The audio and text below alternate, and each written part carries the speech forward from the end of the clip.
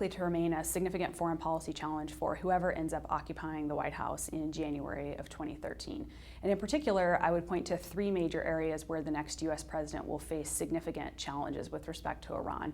First and most obvious is the nuclear issue, and we already have a sense of how prominent this issue is likely to be in the next president's foreign policy, because in an election cycle that's primarily been dominated by domestic political issues and concerns, we've seen Governor Romney and President Obama repeatedly return to contention over U.S. policy toward Iran. And interestingly, this has occurred despite the fact that both men have endorsed a policy of prevention rather than containment with respect to Iran's acquisition of a nuclear weapon. The question, of course, then becomes, if U.S. policy is one of prevention, what is the means or the mechanism by which that prevention will be pursued? Thus far, the Obama administration has built a pretty impressive diplomatic coalition in favor of sanctions as a way to try to pressure Tehran to give up its nuclear program. Thus far, unfortunately, we've also not seen a real breakthrough occur in negotiations on the issue as a result of sanctions and economic pressure. It's still early. Sanctions have only recently really gone into full effect, and things might look very different 6 months from now. That being said, if they don't look different, the question of military options will increasingly come to the fore and be something that the next president has to at least think about, again, if U.S. policy remains one of prevention. And I think pressure is likely to mount, particularly given the fact that a close U.S. ally, Israel, has made very clear that it's concerned about Iranian proliferation, and that the tipping point at which it wants to consider military rather than diplomatic options is certainly coming very soon, and sooner for it than for the United States. And what that ultimately means is that the next president is really going to have to balance, on the one hand, the need to assure and reassure Israel that the United States is ultimately backstopping its security against Iran, while at the same time avoiding taking steps that would be needlessly escalatory or provocative towards Iran, and in fact might push Iran to pursue a nuclear weapon faster or sooner than might otherwise be the case. And so that will be a tricky challenge for the next president, whoever he is.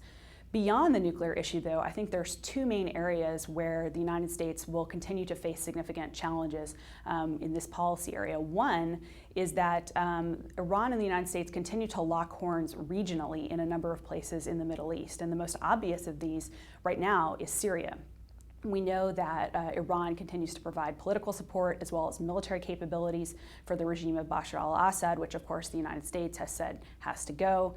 We also know that Iran retains significant political influence in Iraq in ways that we don't consider to be benign in a number of instances, and that it supports Hamas and Hezbollah, who are obviously operating on Israel's borders. And so to the extent that the United States stakes its regional interests in these various locations, it's going to have to think about how to manage and potentially counter Iranian influence in those areas.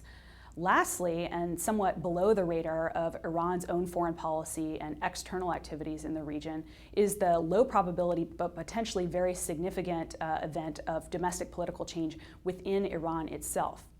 In the midst of all the talk about the Arab awakening, we often forget that Iran, although not an Arab country, had its own domestic political uprisings in June of 2009 through the Green Movement, which was very rapidly and brutally suppressed by the regime in Tehran.